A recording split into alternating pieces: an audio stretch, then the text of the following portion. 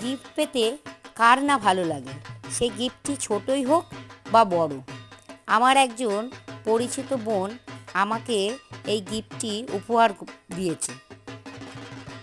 গিফটের কথা শুনেই আমার খুব মনটা আনন্দ হয়ে গেছিলো। গিফটটা খুব ভালো হয়েছে, খুব সুন্দর হয়েছে। আর পুজোর আগে এরকম একটা গিফট, সে তো ভাবাই যায় না।